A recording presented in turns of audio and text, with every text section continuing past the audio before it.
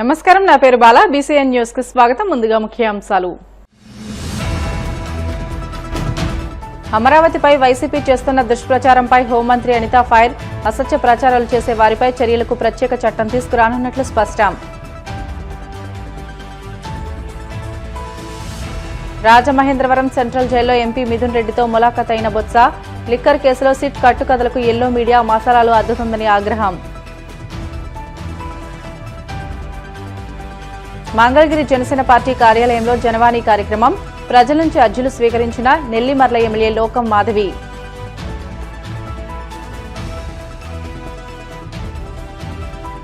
తిరుమల శ్రీవారిని దర్శించుకున్న పలువురు సినీ రాజకీయ ప్రముఖులు.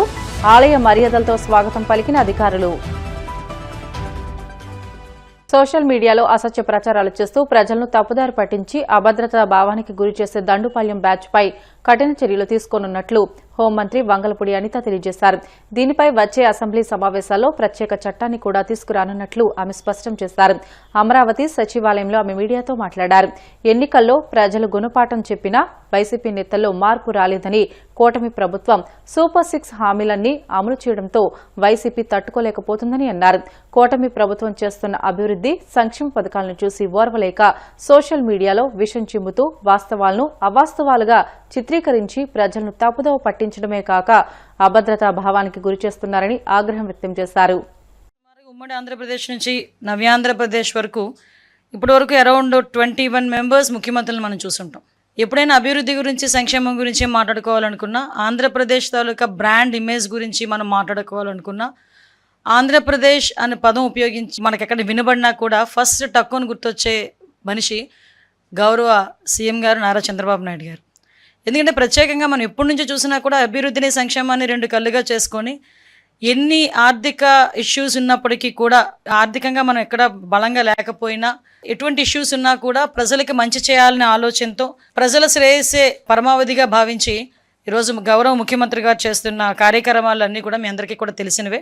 మనం కూడా మళ్ళీ చెప్తున్నా, ఆంధ్రప్రదేశ్ బ్రాండ్ అని గురించి మాట్లాడితే కనుక టక్కును గుర్తొచ్చేది మన చంద్రబాబు నాయుడు గారి పేరు. అటువంటి వ్యక్తి 14 నెలల ఈ జర్నీలో చూసుకుంటే అరౌండ్ ఒక పక్క నుంచి అభివృద్ధి, ఒక పక్క నుంచి సంక్షేమం, సూపర్ 6లో భాగంగా మేము చెప్పిన అన్ని అంశాలని కూడా పరిగణలోకి తీసుకొని ఈరోజు ప్రజలకు ఇవ్వాలనే ఉద్దేశంతో ఆర్థిక ఇబ్బందులు ఉన్నా కూడా సంక్షేమానికి ఎక్కడా కూడా ఇబ్బంది లేకుండా ఈరోజు ముందుకు నడిపిస్తున్న వ్యక్తి గౌరవ చంద్రబాబు నాయుడు గారు. ఉదయం లేచిన దగ్గర నుంచి మొదలు పెడతారండి, అమరావతి మునిగిపోయింది, అమరావతి మునిగిపోయింది, అమరావతి మునిగిపోయింది. అరే అమరావతి మునిగిపోయింది అని మాట్లాడితే నేను ఒకటే క్వశ్చన్ చేస్తున్నా, అమరావతి మునిగిపోతే ఈరోజు స్పీడ్ యాక్సెస్ రోడ్లు ఎక్కడైనా మీకు ఎవరికైనా అవాంతరాలు ఏమైనా వచ్చినాయా? ఈరోజు మీరందరూ కూడా బళ్ళు మీదో, కార్ల మీదో ఏదో రకంగా ఇక్కడికి వచ్చుంటారు కదా. ఎక్కడైనా రహదారులు ఏమైనా అడ్డుకున్నాయా? ఎక్కడైనా రోడ్లు కొట్టుకుపోయినాయా? మీరు చెప్పండి. లేదు. ఈరోజు నేను సెక్రటేరియట్లో కూర్చొని మాట్లాడుతున్నా, సెక్రటేరియట్ మునిగిపోయిందా? అసెంబ్లీ ఏమైనా మునిగిపోయిందా? ఈరోజు మామూలుగా మాట్లాడుకుందాం. ఈరోజు ఎక్కడ ఇప్పుడు అమరావతి కట్టడాలు కట్టుతున్న సమయంలో పునాది తీసుకునేటప్పుడు కొన్ని నీళ్లు చేరుతాయి. ఇప్పుడు వర్షాకాలం వర్షం పడక ఏం పడుతుందండి? వర్షం పడితే నీళ్లు రాక ఏమొస్తాయండి? నీళ్ళు వచ్చినప్పుడు పునాదులు తీసినప్పుడు నీళ్లు ఉంటగా, నీళ్ళు ఆ పునాదుల్లోని కానీ ఆ చిన్న గోతుల్లో కానీ నీళ్ళు రాకపోతే ఏమొస్తాయండి? 10 నుంచి 20 సెంటీమీటర్లు వర్షం పడేటప్పుడు నీళ్లు స్టాగ్నెంట్ అవ్వవా ఒక దగ్గర? దాన్ని బూచీగా చూపించి ఏకంగా ఈ క్వాంటమ్ వ్యాలీ దగ్గర ఇంత నీరు వచ్చేసింది, అంత నీరు వచ్చేసిందని వైసీపీ మీడియాల్లోని, వైసీపీ సోషల్ మీడియాస్లోని కొంతమంది చేత అబద్ధపు ప్రచారాలు. ఇతగాడెవడో సిద్ధార్థి సుభాష్ చంద్రబోస్ అంట, ఒకే ఒక్క వర్షం అమరావతి జలమయం. ఎక్కడి నుంచి పేపర్ తీసుకొచ్చి ఈరోజు ఆ ఫోటోలు పెడతారంటే నాకు అర్థం కాదు. ఇలాంటివి సోషల్ మీడియాలో వేసి దీని గురించి అమరావతి కోసం 3 రిజర్వాయర్లు ఎందుకు, అమరావతిని ఒక రిజర్వాయర్గా కడితే పోలే, 3 పంటల పండనేల రిజర్వాయర్లు నీళ్లు పుష్కలంగా ఉండే కదా. అంటే ఇలాంటి ఒక రకమైన నెగిటివ్ యాంగిల్లో ప్రొజెక్ట్ చేయటం ఇది ఒక్కటే కాదండి. ఇలాగా ఒక మూకుమ్ముడిగా అమరావతి మీద దాడి చేశారు. ఈరోజు అమరావతి అనేసరికి ఒక ఆంధ్రప్రదేశ్ ప్రజల సెంటిమెంట్. ఆ అమరావతి రాజధానిగా ఉండాలని మహిళా రైతులు బయటకు వచ్చి సుమారుగా 5 సంవత్సరాలు పోరాటం చేసిన విషయం మర్చిపోయారా ఈ సోషల్ మీడియా బ్యాచ్? 5 సంవత్సరాల పాటు అమరావతిని రాజధానిగా కాదు 3 రాజధానులని జగన్మోహన్ రెడ్డి మాట్లాడితే, అమరావతి సెంటిమెంట్ మాకు ఇక్కడ అమరావతి రాజధానిగా కొనసాగాలి అని కొన్ని వేల మంది మహిళా రైతులు ఆ రోజు బయటకు వచ్చి, లక్షలాది మందిగా బయటకు వచ్చి ఒక పక్క పాదయాత్రలు చేసి ఈరోజు అమరావతిని సాధించుకునే పరిస్థితి. అటువంటి అమరావతి మీద మళ్ళీ బురద చల్లటం. ఈరోజు అమరావతి కట్టడానికి సెంట్రల్ గవర్నమెంట్ కూడా సపోర్ట్ చేసి ఫండ్ తీసుకొచ్చుకొని మనం అన్నీ కూడా అమరావతిలో ప్రతిదీ కూడా నిర్మాణం చేసుకోవాలని చెప్పి ఇటుక పేర్చుకుంటూ ఒకటి ముందుకెళ్తుంటే గౌరవ ముఖ్యమంత్రి గారు ఈరోజు అది చూసి ఓర్వలేక ఈరోజు అమరావతి మీద దుష్ప్రచారం చేయడానికి అమరావతి మునిగిపోతుంది, అమరావతిలో వాటర్ అన్ని కూడా ఎవడో మాటలు రాస్తాడు, పొన్నూరు వైపు మళ్ళీ చేశారని చెప్పేసి ఒకటి రాస్తాడు. అంటే అమరావతి మునిగిపోకుండా ఉండడానికి ఇంకొక డైవర్ట్ చేశారు. వీళ్ళ ఏదో వచ్చి కాలువలు తవ్వినట్టు, వీళ్ళ సిచ్యువేషన్లో వచ్చి కూర్చుని మాట్లాడినట్టు, అంటే ఏదో పేపరు పెన్ను ఉంది, కీప్యాడ్ ఉంది, మొబైల్ ఉంది, మా నచ్చినట్టు రాసుకుంటామంటే ఎలా అవుతుంది? మేము ఇలాంటి వాళ్ళ మీద కేసు పెట్టకూడదా? ఈరోజు ప్రజల్లో ఒక రకమైన ఆందోళన కలగదా? ఒక రకమైన అలజడి ఉండదా? ఒక రకమైన అభద్రతా భావం క్రియేట్ అవ్వదా? నేనే చెప్తున్నాను, ఈరోజు మీరందరూ వచ్చున్నారు ఇక్కడికి, మీరందరూ ఎక్కడ కూడా ఏ బోట్లోనే రాలేదు, నీటిలో ఈదుకునే రాలేదు, కనీసం అనకూడదు కానీ మీ ప్యాంటు కూడా చిన్నది కూడా తడిచిన పరిస్థితి కూడా లేదు. ఎక్కడండి మునిగిపోయింది? ఈరోజు సెక్రటేరియట్లో మేము కూర్చొని మాట్లాడుతున్నా, సెక్రటేరియట్ మునిగిపోలేదు, మరి అమరావతి మునిగిపోయింది అని ఇలాంటి ఫేక్ ప్రచారాలు చేసినప్పుడు ఎలాగ ఈరోజు పేపర్లోని గట్ట కొంతమంది రాస్తున్నారు? నేను అందరి మీడియా వాళ్ళ గురించి మాట్లాడలే, స్పెసిఫిక్గా కొంత మీడియా ఏం జరుగుతుందంటే ఒక బురద జల్లే కార్యక్రమం మీదే ఉన్నారు. రాజకీయంగా వాళ్ళు డైరెక్ట్గా దెబ్బతీసేది లేక రాష్ట్రం తాలూకా బ్రాండ్ని దెబ్బతీసే పరిస్థితుల్లో ఈరోజు కనిపిస్తూ ఉంది. అంటే మీరు ఎటువంటి మెసేజ్ ఇవ్వాలనుకుంటున్నారు ప్రజలకి? రాజకీయంగా దెబ్బ కొట్టుకుందాం అంటే చాలా సందర్భాలు ఉంటాయి, చాలా వేదికలు ఉంటాయి. అంతే తప్పించి అవాస్తవాల్ని వాస్తవాలుగా చిత్రీకరించడానికి, ప్రజల్ని భయోందోళనకు గురి చేయడానికి మీరు పెట్టే పోస్టులు నిజంగా చెప్పాలంటే జాతీయ ద్రోహం కింద, రాజద్రోహం కింద మేము తీసుకోవాలి. ఈరోజు డెఫినెట్గా రాజద్రోహం కింద తీసుకోవాలి. ఆ రోజు మీరు ఏదో రఘురామకృష్ణరాజు గారి మీద పెట్టింది రాజద్రోహం కాదు, ఇది రాజద్రోహం. అంటే ప్రజల్ని తప్పుదోవ పట్టించే విధంగా నేను ఎందుకు మాట్లాడుతున్నానంటే ఇప్పటికే ఇలాంటి ప్రచారాల మీద అడ్డుకట్ట వేయాలి. గవర్నమెంట్ మీద ఏదైతే వీళ్ళు దుష్ప్రచారాలు చేస్తున్నారో వీటి మీద ఎట్టి పరిస్థితుల్లోని కూడా మేము అడ్డుకట్ట వేయాల్సిన బాధ్యత ఎన్డీఏ కూటమిగా మా మీద డెఫినెట్గా. రాజమహేంద్రవరం సెంట్రల్ జైల్లో ఉన్న ఎంపీ మిథున్ రెడ్డితో వైసీపీ అధినేత జగన్మోహన్ రెడ్డి ములాఖాత్ అవుతారని ఎమ్మెల్సీ బొత్స సత్యనారాయణ వెల్లడించారు. రాజమహేంద్రవరం సెంట్రల్ జైల్లో ఎంపీ మిథున్ రెడ్డితో బొత్స సత్యనారాయణ ములాఖాత్ అయ్యారు. అనంతరం ఆయన మీడియాతో మాట్లాడుతూ లిక్కర్ కేసులో సిట్ కట్టుకథలకు ఎల్లో మీడియా మసాలాలు అద్దుతుందని, అధికార ప్రభుత్వానికి తొత్తుగా మారిన టీవీ ఛానళ్లు, మీడియా సంస్థలు మసాలా వార్తలు వండి వారుస్తున్నాయని ధ్వజమెత్తారు.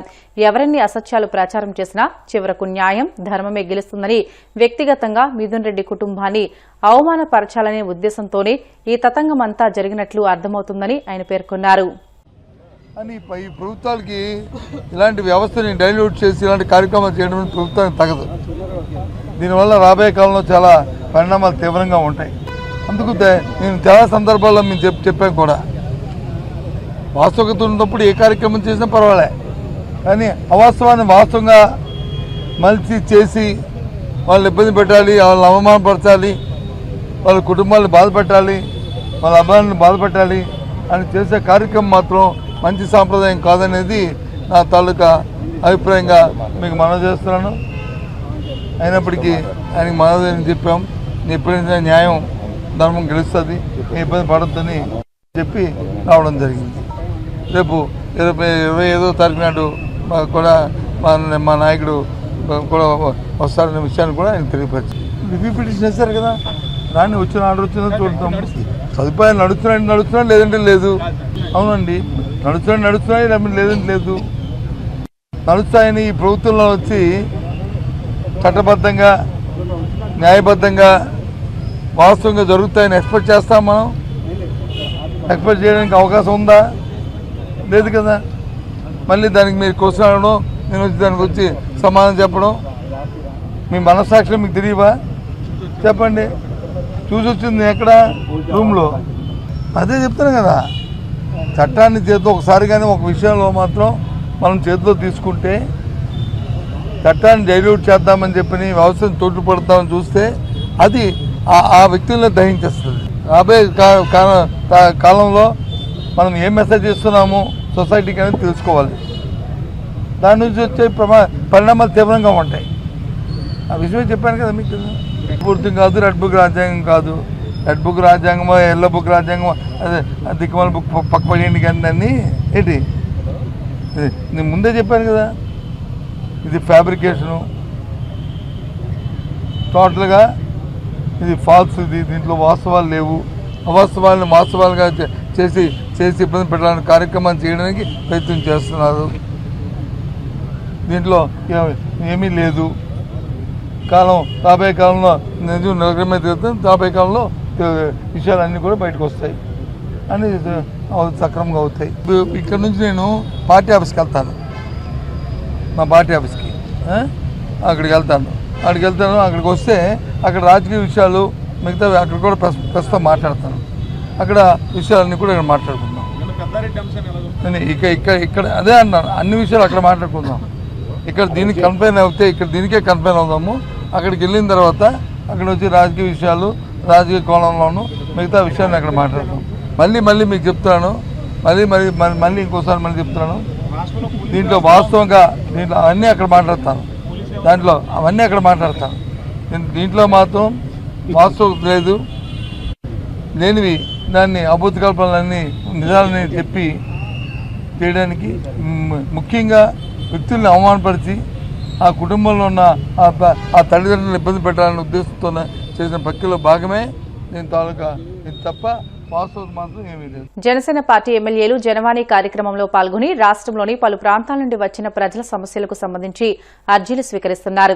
అనంతరం వాటిని అధినేత దృష్టికి తీసుకువెళ్లి పరిష్కరిస్తామని హామీ ఇస్తున్నారు. ఈ నేపథ్యంలో మంగళగిరి జనసేన పార్టీ కేంద్ర కార్యాలయంలో నిర్వహించిన జనవాణి కార్యక్రమంలో పలు ప్రాంతాల నుండి వచ్చిన ప్రజల నుంచి నెల్లిమర్ల ఎమ్మెల్యే లోకం మాధవి అర్జీలు స్వీకరించారు. పలు సమస్యలపై తక్షణం సంబంధిత అధికారులతో మాట్లాడి పరిష్కార మార్గాలు చూపారు. పశ్చిమ గోదావరి జిల్లా నరసాపురం మండలం సీతారాంపురంలోని స్వర్ణాంధ్ర ఇంజనీరింగ్ కళాశాలలో పాలిటెక్నిక్ ఓరియంటేషన్ కార్యక్రమం ఘనంగా నిర్వహించారు. ఈ కార్యక్రమానికి కళాశాల చైర్మన్ కె సత్యనారాయణ ముఖ్య అతిథిగా విచ్చేసి మాట్లాడారు.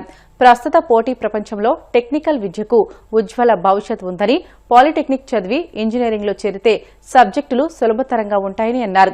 కోశాధికారి త్రినాథ్ మాట్లాడుతూ చదువుతో పాటు సమయపాలన, కమ్యూనికేషన్ స్కిల్స్, క్రమశిక్షణ, పొదుపు, సమాజంపై అవగాహన కూడా విద్యార్థులు పెంపొందించుకోవాలని అన్నారు. ఈ కార్యక్రమంలో కళాశాల ప్రిన్సిపాల్లు సురేష్ కుమార్, కిరణ్మయ్, గోపీచంద్ విద్యార్థులు పాల్గొన్నారు. పోలీసెట్ రాస్తే సరిపోదు, పోలీసెట్ రాస్తే డెఫినెట్ గా క్వాలిఫై అవుతారు. మన దగ్గరికి తీసుకొస్తే మనం ఇప్పుడు ఫ్రీ కోచింగ్ ఇస్తాం.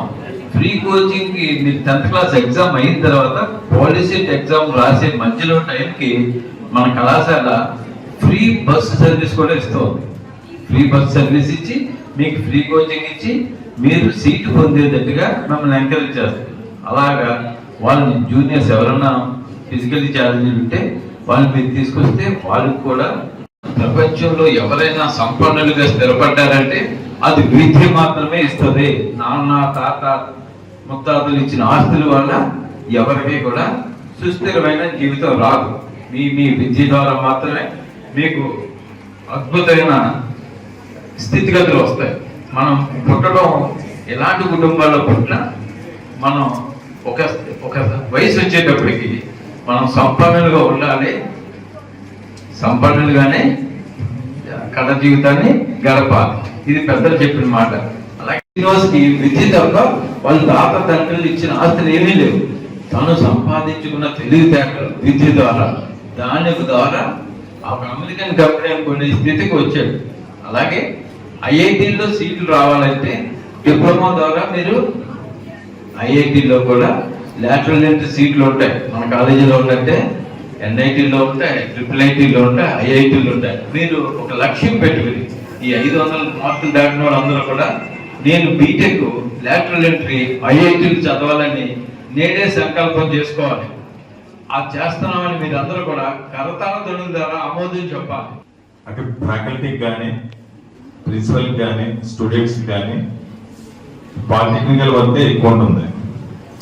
బయట పబ్లిక్ లో ఏంటంటే దీనికి ఉన్న నానుడు ఏంటంటే పేరెంట్స్ ని పిల్లలు నాన్న చాలా కష్టం అంటది చదవటం, చాలా ఇబ్బంది అంట అని చెప్తారు. అసలు కష్టం లేని జీవితం ఎక్కడ ఉందంటే నాకు తెలియగలుగుతాను. కష్టం లేని జీవితం ఎక్కడైనా ఉందా? పొద్దున్న 9 గంటలకు వెళ్తే మనిషి శారీరకమైన పని చేయడానికి ఒక లేబరరు సాయంత్రం 5 గంటలకి బయటకు వచ్చేటప్పటికి 650 రూపాయలు సంపాదిస్తాడు. Definitely that person must work for 7.5 hours to get the 700 and 650. ఎంత కష్టం ఉంటుంది మన తల్లిదండ్రుల వెనకాల. జాబ్ చేసే వాళ్ళకి అంత కష్టం ఉంటుంది. అంటే మన పేరెంట్స్ ఫార్మర్స్ అయి ఉంటే కనుక ఎంత కష్టపడితే మనల్ని చదివిస్తున్నారో మన తల్లిదండ్రులకి ఎంత న్యాయం చేయాలనేది ఫస్ట్ మనం ఆలోచించాలి, అమ్మాయిలకైనా అబ్బాయిలకైనా. అర్థమైందా? నాన్నగారు పొద్దున్నే పొలం వెళ్ళిపోతున్నారు, సాయంత్రం వస్తున్నారు, అదొకటే తెలుసు మనకు. మధ్యాహ్నం మనం ఇంటి దగ్గర ఉన్నాం కదా, క్యారియర్ తీసుకుని కొంతమంది వెళ్తారు, క్యారియర్ లేకుండా ఇంటికి వచ్చి భోజనం చేసే వాళ్ళు ఉంటారు. కానీ నాన్నగారు ఏం చేస్తున్నారో మనకేం తెలియదు. ఈ సోషల్ మీడియా కారణంగా ఈ మధ్యకాలంలో కొన్ని యూట్యూబ్ లో చూస్తుంటే పిల్లలకు అర్థం అవుతుంది ఎంత మనం తల్లిదండ్రుల్ని వాళ్ళు కష్టపడేవారు అందరూ సంపాదించే ఊరికి ఇలా గాల్లో ఖర్చు పెట్టేస్తున్న ఫ్రెండ్స్ తో కలిసి ఐస్ క్రీమ్ తినేటప్పుడు. అవునా కదా? అలా చేయొద్దు. ప్రతి రూపాయికి విలువ ఉంది. నాన్న సంపాదిస్తున్నప్పుడు ఖర్చు పెడితే గొప్పే ఉంది. మనం కూడా తల్లిదండ్రులు అయిన తర్వాత మన పిల్లలు ఖర్చు పెట్టినప్పుడు మనకు ఆ బాధ ఏంటో తెలుస్తుంది. తెలీదా? సో ఎందుకు చెప్తున్నానంటే ఆర్థికంగా కూడా మీరు జాగ్రత్తగా ఉండండి అని చెప్పడం కోసం అన్నమాట. ఆడపిల్లలు కానీ మగపిల్లలు కానీ స్వర్ణాంధ్ర పాలిటెక్నిక్ కళాశాలని మా ఇక్కడ చదువుకోవడానికి అన్ని సదుపాయాలు ఉన్నాయి అని మీ పేరెంట్స్ తో మీరు కలిసి అందరూ కలిసి ఈ కాలేజీని చూస్ చేసుకున్నందుకు మీ అందరికీ కూడా చేతులెత్తి కృతజ్ఞతలు తెలియజేసుకుంటున్నాను. బులెటిన్లో షార్ట్ బ్రేక్ తీసుకుందాం. Stay with us.